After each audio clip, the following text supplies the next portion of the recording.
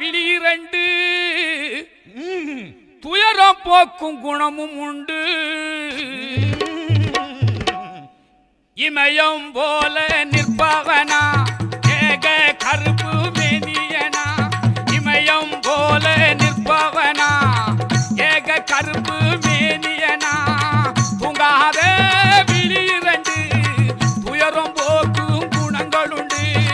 தூங்காத விழிரண்டு துயரம் போக்கும் குணங்களுண்டு. கருப்பு கருப்பு வடிவம் பூண்டவரா, கிழக்கு மூகம் பார்ப்பவரா,